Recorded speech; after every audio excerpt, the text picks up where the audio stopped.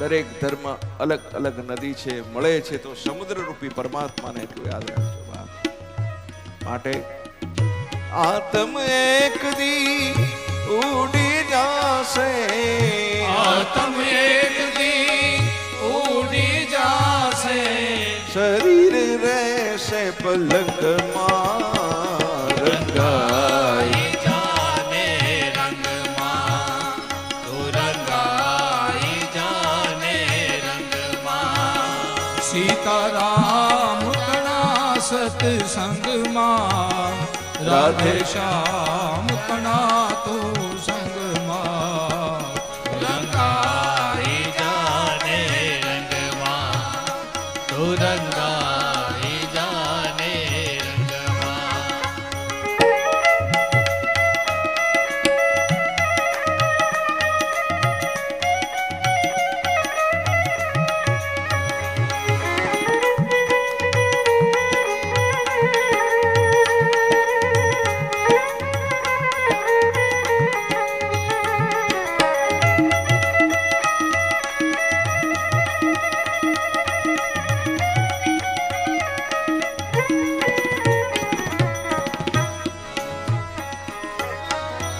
જીવ જાણતો જાજો જીવશો, મારું છે આત્મા પેલા અમર કરી લો ના. બધા ભેગા મળીને ગાઈ. જીવ જાણતો જાજો જીવ શું, જીવ જાણતો જાજો જીવશો. ઉભારી ઉભારી.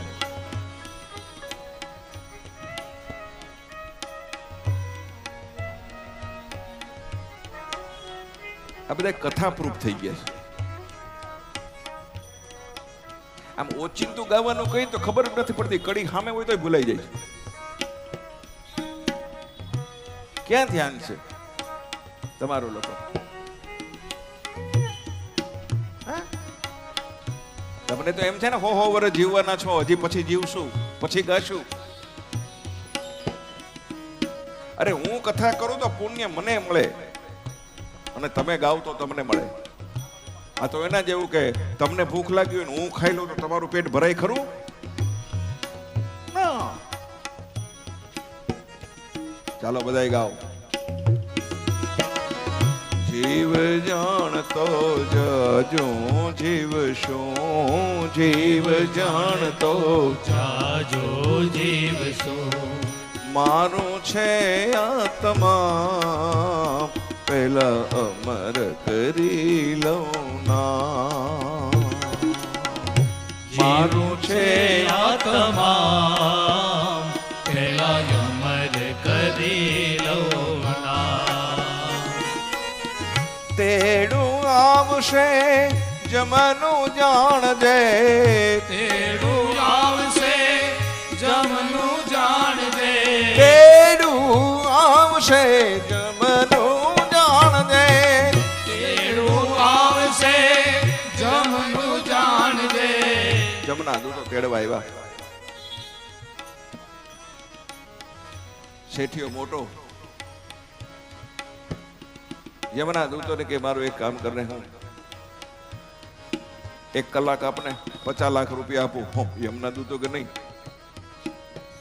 સુનિए વૈષ્ણવો, અરે યાર 1 કરોડ રૂપિયા આપું, અડધી કલાક દે. યમના દૂતો કે નહીં.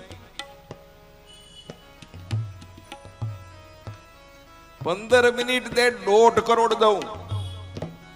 નહીં. ખૂબ વિનંતી કરી. 5 મિનિટ. 5 મિનિટ શું કામ છે? એ કાગળ પેન આપો ને. કાગળ પેન આપ્યો. યમના દૂતોએ 5 મિનિટ આપી.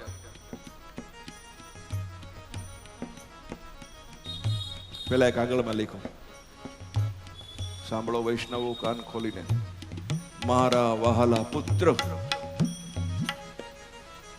મારા વહાલા પુત્ર, આપણે ભેગી કરેલી સંપત્તિ મેં ખાલી ભેગી જ કરી, વાપરી નહીં. સાંભળો છો ને વૈષ્ણવો? મેં 60 વર્ષ સુધી સંપત્તિ ભેગી કરી બેટા, મેં વાપરી નહીં. મને એમ કે 60 વર્ષ પછી હું વાપરીશ, પણ બેટા યમના દૂતો મને તેડવા આવી ગયા છે, વાપરવાનો મોકો નથી મળ્યો. એટલે હું આ પત્ર તને છેલ્લો લખતો જાઉં છું કે કમાતો જાજે અને જિંદગીની માલિકો વાપરતો જાજે અને આનંદ કરતો જાજે. ને તારા જમના દૂતો ગમે ત્યારે આવીને તેડી જાહે, તારું અહીંયા બધું પડ્યું રહે. માટે તમને પ્રાર્થના કરું છું, વાપરતા જાજો, જિંદગીનો આનંદ લેતા જાજો, એટલી મારી તમને પ્રાર્થના છે.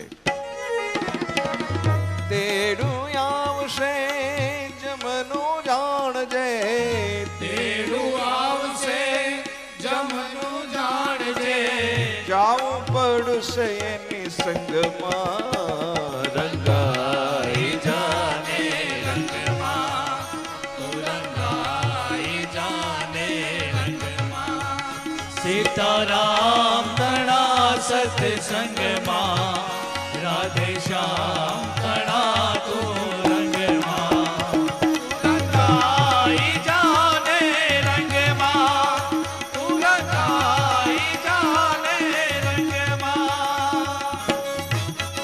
યહો એ આવ્યો, મારો બાપ આવ્યો, રાધે રાધે. એ રાજી થયો, મારો બાપ ભાગવત કથા ઉપર આવ્યો ઉપરથી.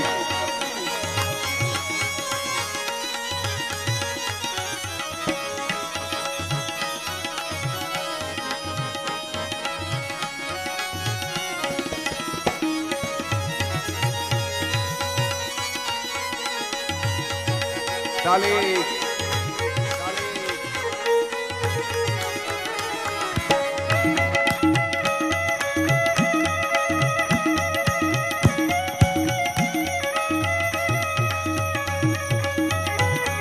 તાલી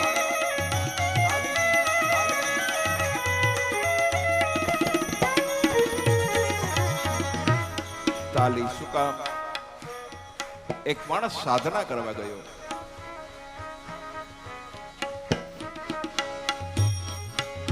એક વૃક્ષની નીચે બેઠો, આમ સાધનાની તૈયારી કરી. ત્યાં તો વૃક્ષની અંદર જેટલા પંખી હતા એ કલરવ મેળા કરવા. એ માણસે વિચાર કર્યો કે પંખીઓ કલરવ કરે છે, હું જગ્યા બદલી નાખું, પણ બીજી જગ્યા આવી મળે કે ન મળે, શું કરું? અને ત્યાં એને એમ થયું, પંખી જ હેરાન કરે છે ને, કલરવ કરે છે ને. અને જોરથી 3 4 5 તાળી પાડી, બધા પંખી ઉડી ગયા, શાંતિ થઈ ગઈ, જગ્યા ન બદલવી પડી. એ મનના વૃક્ષની ઉપર આ સંશયના પંખીઓ બેઠા છે ને, તાળી પાડશો ને તો એ ઉડી જાહે, એટલું યાદ રાખજો મારા બાપ. જગ્યા નહીં બદલવી પડે, જિંદગીની માલિકો પરમાત્મા મળશે, એટલું યાદ રાખજો તમે. યમના દૂતો આવશે. પછી આમાં ઘણી બહેનો મેં જોયું, અમુકે તો જગ્યા રોક્યો, ગાંધર્વો ઓલી આ ખુરશી ઉપર થેલી મૂકી દીધી. હમણાં ઓલી આવશે, આવે યમનો દૂત ત્યારે ને કેજો આવવા દો સવિતાને, રમલી ભેગી લઈ લઉં. રમલી તો આવવી જ જોઈએ મારી ભેગી. આવશે કોઈ? તૈયારી કરો, જવું છે આ દુનિયા છોડીને. એના માટે હું તૈયારી કરી, કયો મને? હે કરી કઈ તૈયારી? ભગવાન ના ઘરે જવું છે, એના માટે શું તૈયારી કરી? આપણે તો બહુ સ્વાર્થી છે. વરસાદ બહુ આવે તો ઝાડવું ગોતીએ, ઊભું રહેવાય નીચે, પલળીએ નહીં, અને આમ ઝાડવા કાપી નાખવા છે. તડકો લાગે તો વૃક્ષ ગોતીએ છાયા માટે, અને આમ ઝાડવા કાપી નાખવા.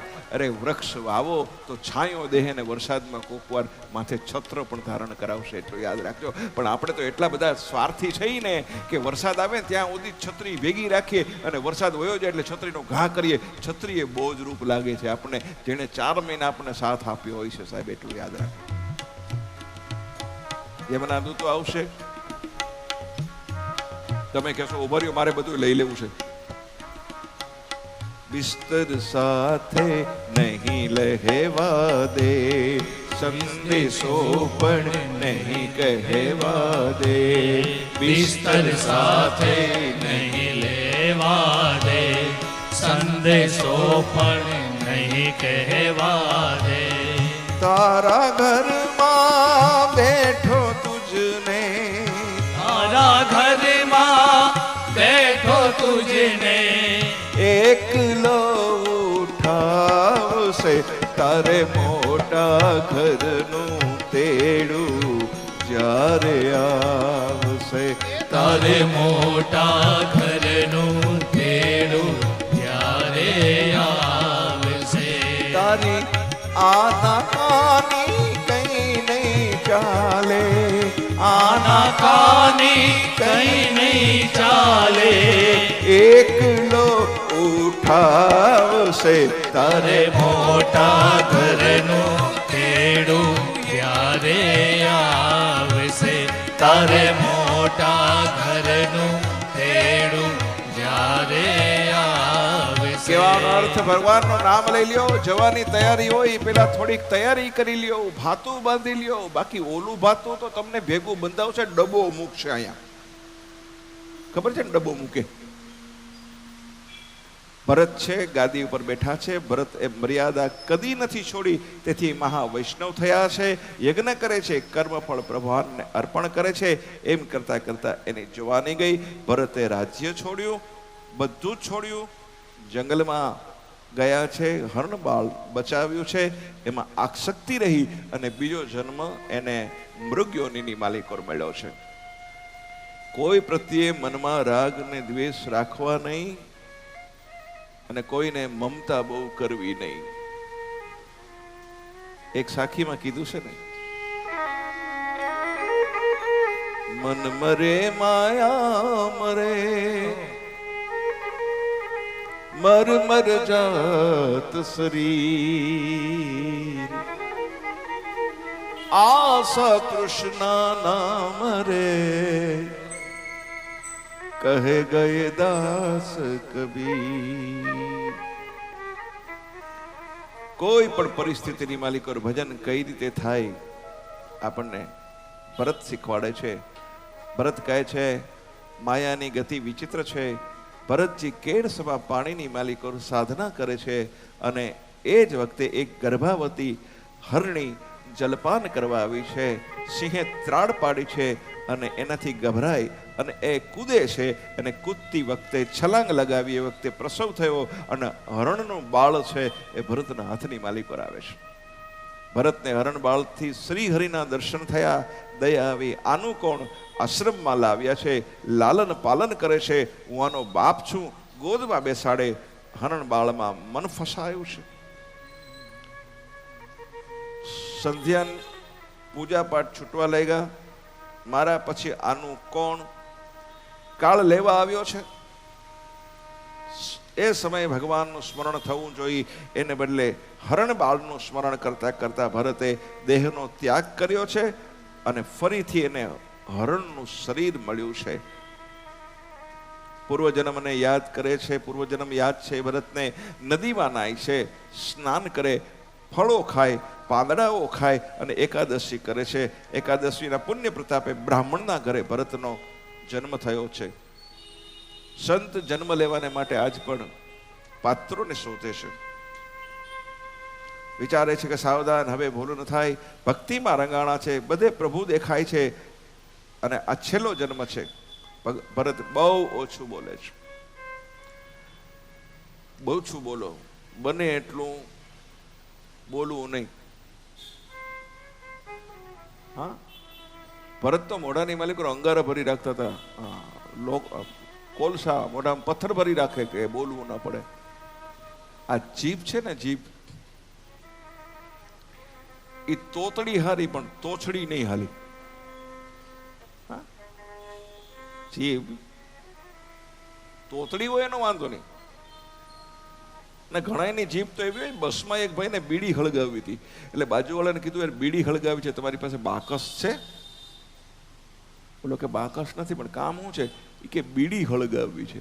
તો કે એક કામ કરો ને, હું તમારી બાજુમાં જે ભાઈ બેઠા ને એની જીભને બીડી અડાડું હળગી જાય. અરે ઓલા કે એવી કઈ વાત હોતી હોય, જીભને બીડી અડાડી અને કઈ બીડી હળગે. અને ઓલાએ જવાબ આપ્યો, બહુ સરસ વાત છે. એને જવાબ આપ્યો કે એની જીભે કંઈકની જિંદગી હળગાવી નાખી છે, એની જીભે કંઈકના ઘર હળગાવી નાખ્યા છે, એની જીભે કંઈકની જીવનને આગ લગાડી દીધી છે. તમારી બીડી નહીં હળગે? ઘણા માણસો કોઈના જીવનની માલિકો આગળ લગાડતા હોય છે. એટલું યાદ રાખતો, જીભ છે એ તોછડી નહીં હોવી જોઈએ. મને એક વાત યાદ આવે છે. ગીરની માલિકો હવજ ગરજે, હવજ ગરજે, ગીર કાંઠાનો કેસરી ગરજે, એરાવતનો એરી ગરજે, કડપાતળીઓ જોધો ગરજે. આવો એક હવજ અને એના પગની માલિકો કાંટો લાગેલો. ગીરનો એક માલધારી એને જોયું કે સિંહના પગમાં કાંટો છે, વાડી લેવો, એનો કાંટો કાઢ્યો, પાટો બાંધ્યો. પછી તો સિંહને અને માલધારીને દોસ્તી થઈ ગઈ. સિંહ શિકાર કરવા જાય પણ સાંજે પાછો માલધારીને ખાટલા આવીને બેસે, એટલે બે દોસ્ત જેવા થઈ ગયા. એમાં એક દિવસ માલધારીને ઘરે મહેમાન આવ્યા. એટલે મહેમાન આવ્યા ને જેવા અંદર આવવા ગયા તો સિંહને જોઈ ગયા. સિંહને જોવે ડરે તો ખરા ને, એટલે આમાં ઉભા રહી ગયા. ઉભા રહી ગયા એટલે ઓલો માલધારી એ ઓલા સિંહ જે બેઠો હતો ને એની સામે જોઈને ઓલા મહેમાનોને કીધું કે ડરોમાં ડરોમાં ચિંતા કરવાની જરૂર નથી, એ તો આપણો પાળેલો કૂતરો છે. હા હા હા, સિંહને આડ વ્યાપી ગઈ, રોવાડા બેઠા થઈ ગયા. આને મને કૂતરો કીધો.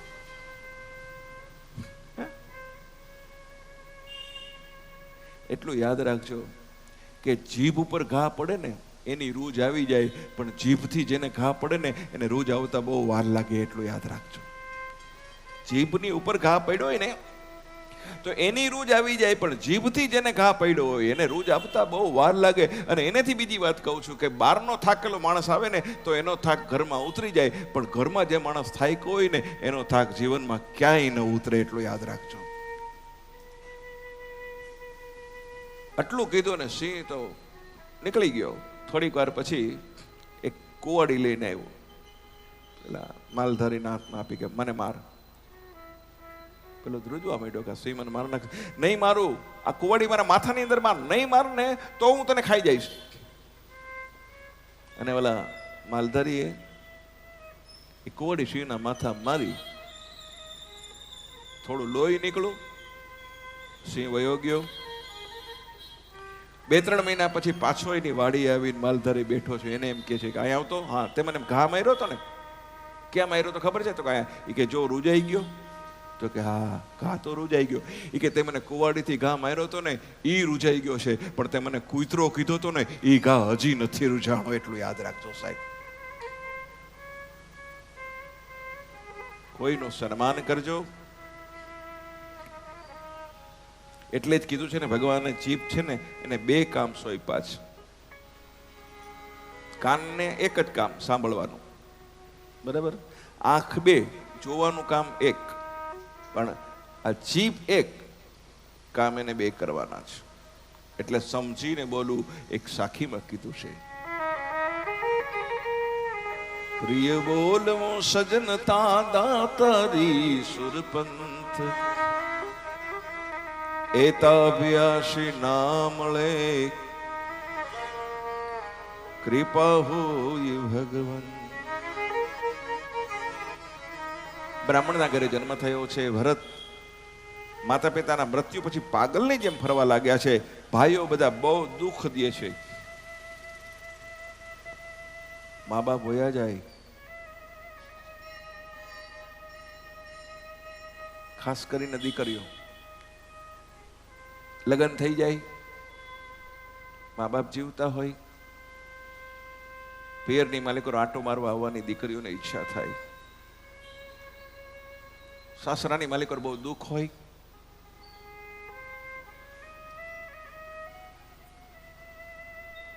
પિયરમાં આવે, માના ખોળામાં માથું રાખીને રોવે, ખૂબ રડે, ખૂબ રડે. સાસરના કંઈક મેણા ટોણા સાંભળી કંઈક ઝેરના કૂટડા પેટની માલિકો ઉતારી ગઈ હોય એ દીકરી આવીને બધું માને કે ને માં એમ કે બેટા શાંતિ રાખજે, થોડીક ધીરજ રાખજે બેટા, બધું સારું થશે. બાપ આવે તો બાપના ખોળાની માલિકો માથું રાખીને દીકરી રોઈ લે, એના બાપનો માથે પ્રેમનો હાથ ફરે, દીકરી હળવી થઈ જાય.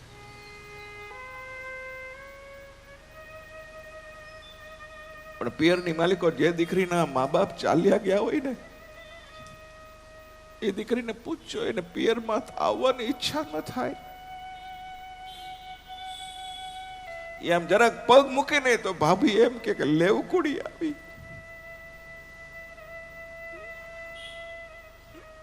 ખરે હું તો દુનિયાની ભાભી અને ભાઈઓને કહું છું કે આવી નિયાણી બેન સાસરામાં દુખી હોય ને તમારે ઘરે આવે ને તો તમે એના મા બાપ બની જાજો.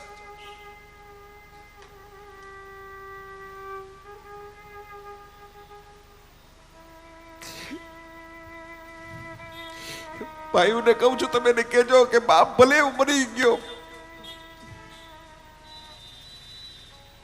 બેન હું તારો બાપ છું. ભાભીને કઈ કેજે, ભાભી બેન મમ્મી ભલે વયા ગયા, હું તારી માં છું. નિયાણી તમારે ઘરે આવે ભલે રોતી રોતી પણ જાય ત્યારે હસતી હસતી જાય એટલું કરજો. નિયાણીઓના આશીર્વાદ લેજો, ભગવાન તમારું ઘર ભરે ભરી દેશે એટલું યાદ રાખજો સાહેબ.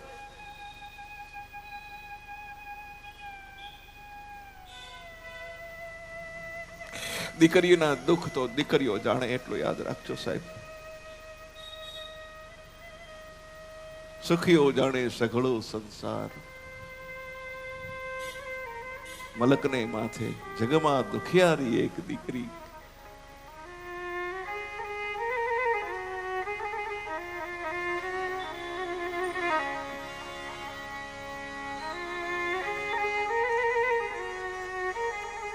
લાડો રે જમે દૂધ ને લાપસી, આ દીકરીઓ કોઈના એઠા જૂઠા ખાય રે, એ મલકની માથે જગ મારે દુખિયારી ઓલી દીકરી. એક રક્ષાબંધન માથે આવે છે હમણાં, આ પૂનમ આવશે, રક્ષાબંધન રાખડી બાંધવા આવશે. આ બેનો ભાઈને રાખડી બાંધવા જશે.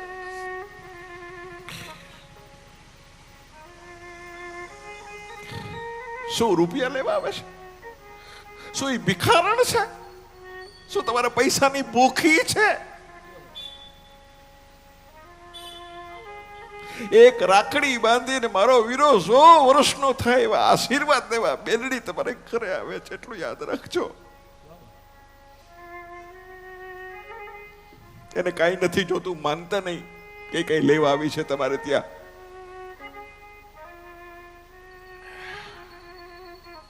ઘણા ઘરમાં તો મેં એવું જોયું છે, માફ કરજો આ સત્ય ઘટના છે, કે ભાઈ છે ને 500 રૂપિયા નોટ આપતો હોય ને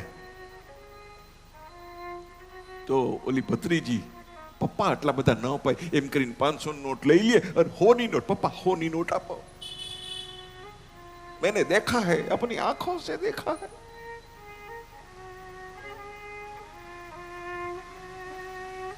જે બેન નાનપણની માલિકો ભાઈને કમરની માલિકો કડની માલિકો લઈ લઈને ફરી છે. મા બાપ મરી ગયા હોય તો એ બેને પોતાના ભાઈને મોટો કર્યો છે.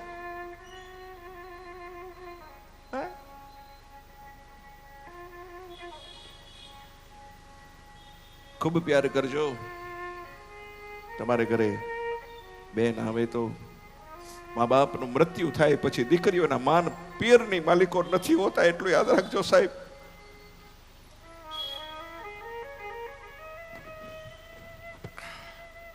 સાચવજો, દીકરીઓને પ્યાર કરજો. ભરતના પણ માતા પિતાનું અવસાન થયું છે. ભરત પાગલ બની ગયા છે. તેના ભાઈઓ એને બહુ દુઃખ આપે છે. ભોજન કેવી રીતે કરવું, ચાલવું કેવી રીતે, કોઈની હિંસા ન થાય, ધરતી ઉપર નજર રાખીને ચાલવું એ ભરતે શીખવાડ્યું છે. પછી તો બંને ભાઈઓ ભરતને ખેતરની માલિકોર મોકલે છે.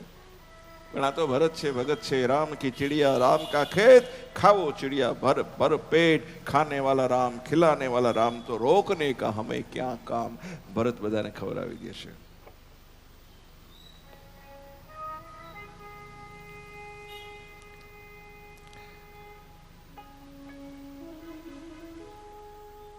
જે ભગવાનનું નામ લે ને એને દુનિયા ગાંડો જ કે.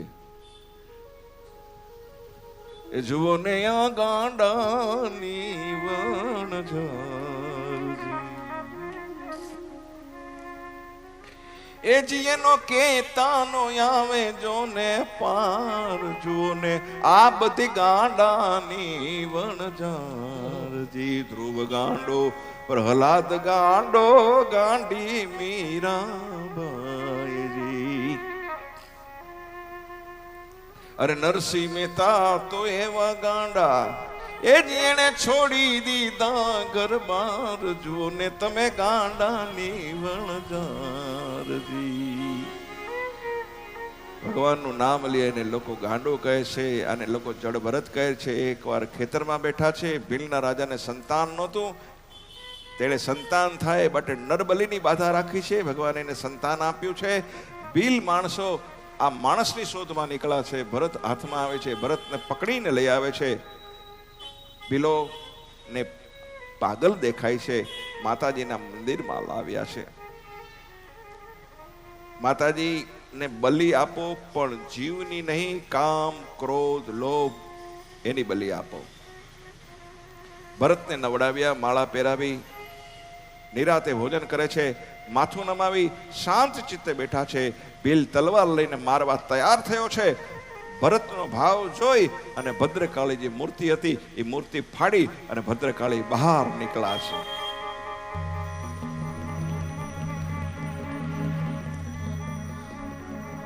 આકાશમાંથી ઉતર્યા રે ભોળી ભવાની માં. આકાશમાંથી ઉતર્યા રે ભોળી ભવાની માં. આકાશમાંથી ઉતર્યા રે ભોળી ભવાની માં.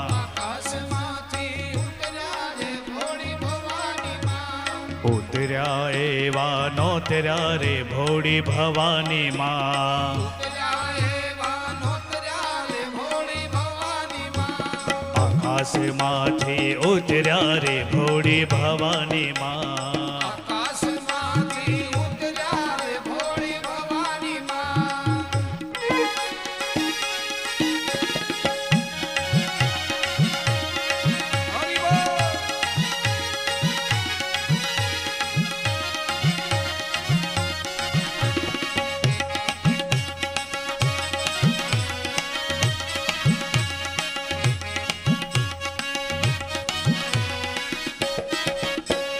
આકાશમાંથી ઉતર્યા રે ભોળી ભવાની માં. આકાશમાંથી ઉતર્યા રે ભોળી ભવાની માં. એ ઉતર્યા જયેશભાઈ ને ઓરડે રે ભોળી ભવાની માં. ઉતર્યા જયેશભાઈ ને ઓરડે રે ભોળી ભવાની માં. એ ઉતર્યા જગદીશભાઈ ના ઓરડે રે ભોળી ભવાની માં. ઉતર્યા જગદીશભાઈ ને ઓરડે રે ભોળી ભવાની માં.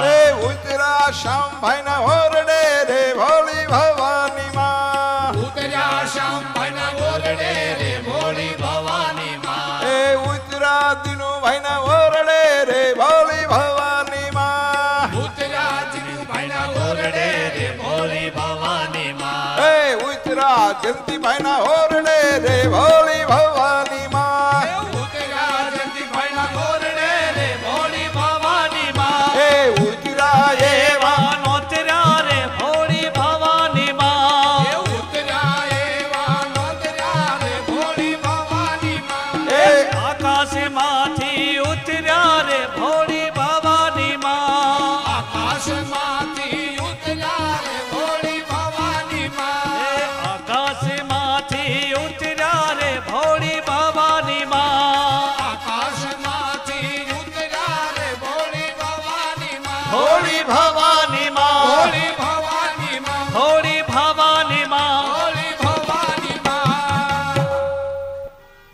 ભગવાનની માલિકો ભક્ત બને એને ભગવાન બચાવે છે.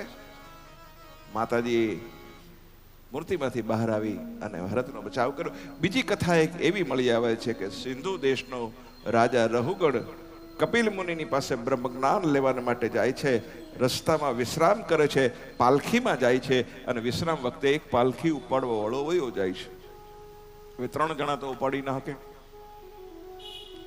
રાજા કહે છે જાઓ કોઈને પકડી લાવો, અને આ જડ ભરત એમના હાથમાં આવે છે. જે હંમેશા પાલખીમાં બેહતો તો એને આજે પાલખી ઉપાડવાનો વારો આવ્યો, એટલું યાદ રાખો. અભિમાન કરવું નહીં. હા, પૈસો આવે એમ ગમે ત્યારે વયો હોત જાય એટલું યાદ રાખવાનું. પૈસાનું તો અભિમાન કરવું, ન પૈસાનું અભિમાન કરવું, ન શરીરનું અભિમાન કરવું. તન મન ધન કી કરો ના બડાઈ, તન મન ધન કી કરો ના બડાઈ. વિજયભાઈ, તન મન ધન કી કરો ના બડાઈ.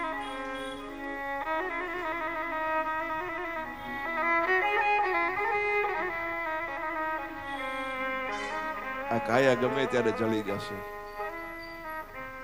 તન મન ધન કી કરો ના બડાઈ, કરો ના બડાઈ.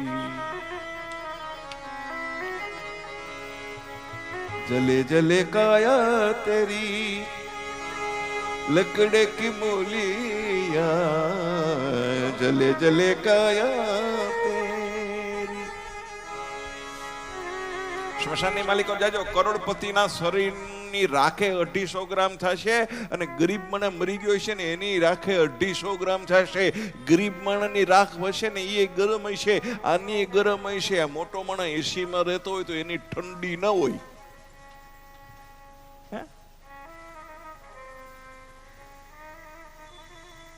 જેમ એસા પાલખીમાં બેહે, વિચાર તો કરો, એને આજ પાલખી ઉપાડવાનો વારો આવ્યો છે. એક બહુ સરસ ભજનમાં કીધું છે ને, આપણે તો ચિઠ્ઠીના ચાકર છીએ. હે બધા શું છે આપણે? ચિઠ્ઠીના ચાકર. રામ રાખે, રામ રાખે. એ આપણે ચિઠ્ઠીના ચાકર છીએ. ઓધવજી રામ રાખે ઉદ્ધવજી રામ રાખે રેમ રહીએ. ઉદ્ધવજી રામ રાખે રેમ રહીએ. આપણે ચિઠ્ઠીના ચાકર છીએ. આપણે ચિઠ્ઠીના ચાકર છીએ. ઉદ્ધવજી રામ રાખે રેમ રહીએ. ઉદ્ધવજી રામ રાખે રેમ રહીએ.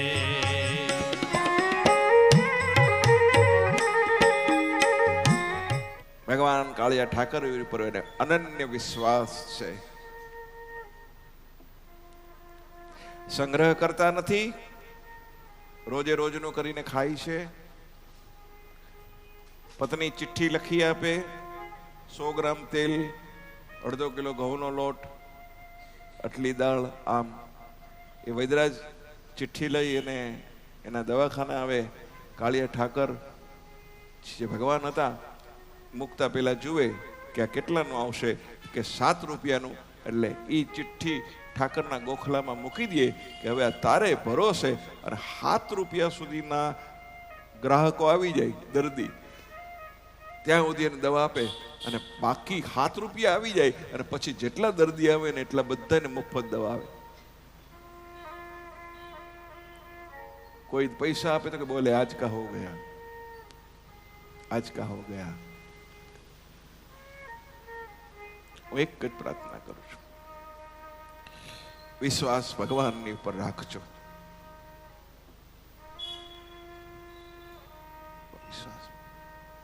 પ્લેનમાં બેઠા પછી પાયલોટ ઉપર વિશ્વાસ કરીએ છીએ. ટ્રેનમાં બેઠા પછી ડ્રાઈવરની ઉપર વિશ્વાસ કરીએ છીએ. ઓલા ગાડી કરીએ તો એ ડ્રાઈવરને પૂછતા નથી તારી પાસે લાયસન્સ છે કે નહીં, એની ઉપર વિશ્વાસ કરીએ છીએ. ઘરમાં રસોઈ હોય તો એના ઉપર વિશ્વાસ કરીએ છીએ કે આ ઝેર તો નહીં ભેળવી દે ને. એક નોકર રાખીએ છીએ ઘરમાં તો વિશ્વાસ કરીએ છીએ કે આ મારી તો નહીં રાખે ને. બધાની ઉપર વિશ્વાસ કરીએ છીએ, પણ ભગવાનની ઉપર આપણે વિશ્વાસ નથી કરતા. ભગવાનની ઉપર વિશ્વાસ કરો. અજાયણાનો વિશ્વાસ કરી ભગવાન. વૈદરાજ રોજ કોઈ દી 5 રૂપિયાની જરૂર હોય, 5 રૂપિયાના દર્દી આવી જાય, બાકીના જેટલા દર્દી આવે 1 વાગ્યા સુધીનો એનો નિયમ, દવાખાનું ખુલ્લું રાખે. 1 વાગ્યા સુધી જે આવે એને મફત દવા આવે, અને કોઈ પૈસા આપે તો કે આજ કા હો ગયા, કલ કા રામજી જાને, આજનું થઈ ગયું. અને એક દિવસ વૈદરાજ ઘરેથી પત્નીએ ચિઠ્ઠી લખી દીધી. ચિઠ્ઠી લઈ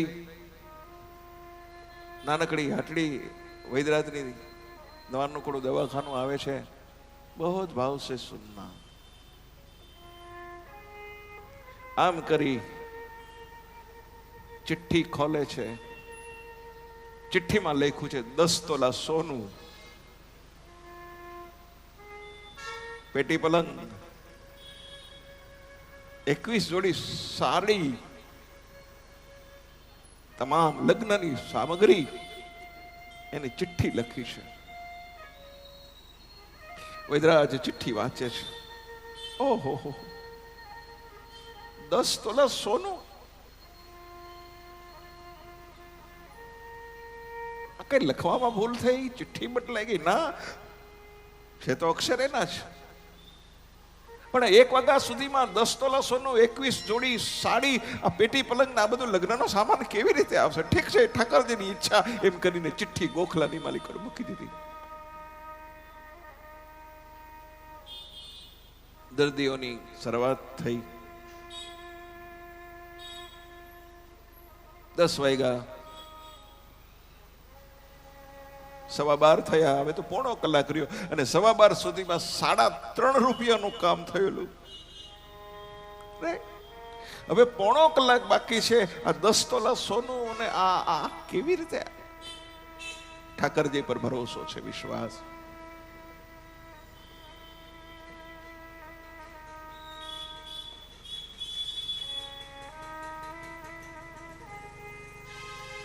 બરાબર 12:30 થયા. ખબર પડી કે ઓહો, આ તો 3 દિવસ પછી મારી દીકરીના લગ્ન છે. આ તો આ બધું એની તૈયારી માટે મને લખીને આપ્યું છે. બરાબર 1 વાગે બંધ કરવાનો અને 1:15 વાગ્યાનો સમય. દવાખાનાની સામે એક લક્ઝરિયસ ગાડી આવીને ઊભી રહી છે.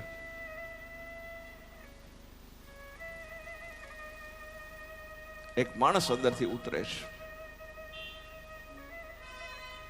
ધીમે ધીમે ધીમે ધીમે કરી વૈદરાજની એ નાનકડી હાટડી એના પગથિયા ચડીને અંદર આવે છે. જય શ્રી કૃષ્ણ, જય શ્રી કૃષ્ણ. વૈદરાજ, ઓળખો છો મને? વિશ્વાસ હોય ને તો ભગવાન હજરા હજુર છે. આપણને તો આમ ભગવાન મળવાનો હોય ને આપણી શ્રદ્ધા ડગી જાય. આમ સુધી આવ્યો હોય ને ડગી જાય શ્રદ્ધા, એટલે ઠાકોર પાછો વયો જાય. નહીતર આમ મળવાની ક્ષણો બાકી રહી હોય તમારી ને મારી વચ્ચે.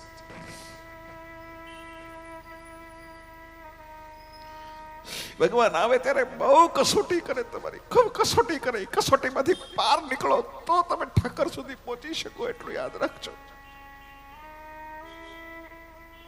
ઠાકરને મેળવા અનુગ્રહ છોડો, અઠાગ્રહ છોડો, પૂર્વાગ્રહ છોડો, આ બધા ગ્રહો છોડો તો ઠાકર આવે છે.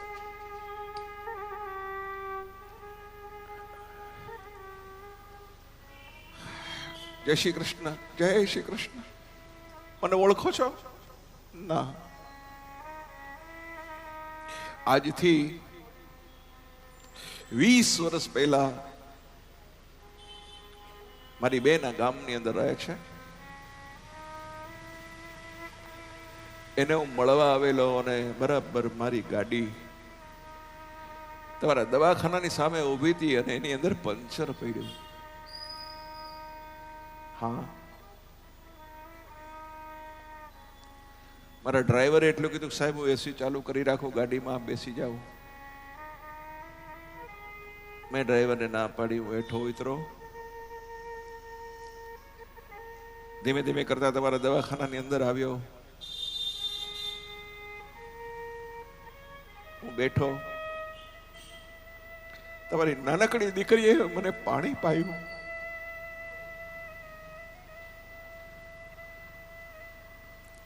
તમે મારી પાસે બેઠા મારી હારે વાતો કરતા હતા. મેં આપને કીધું કે મારે ત્યાં સંતાન નથી.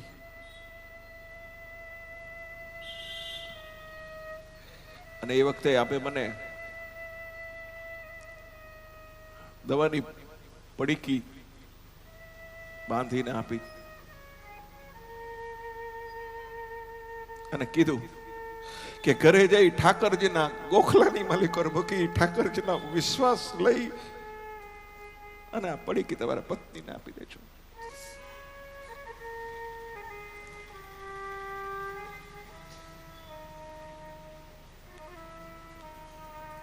હું તમારે ત્યાંથી ગયો. લંડન થી આવેલો. લંડન ગયો. મારી પત્નીને મેં વાત કરી 20 વર્ષ પહેલા.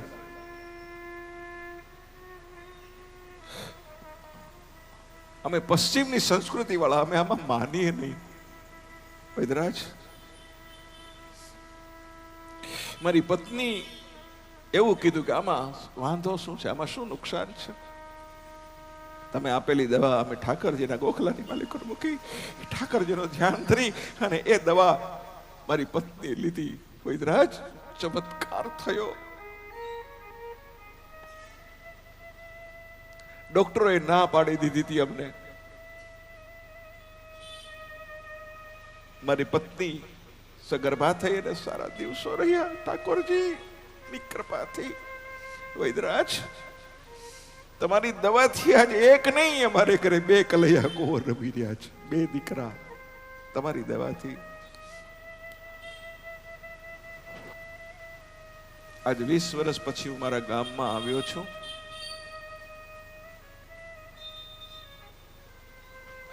મારી બેન વિધવા છે, એની દીકરીના લગ્ન છે. જબ રઘુનાથ કૃપા કરે તબ ખડી ખડી કાલ હલા. મારી વિધવા બેનની દીકરી આ ગામમાં રહે છે, એના લગ્ન છે. વૈદરાજ, વૈદરાજ, હા, મારી બેનની દીકરીનો કરિયાવર ખરીદવા હું સોરીની દુકાનમાં ગયો.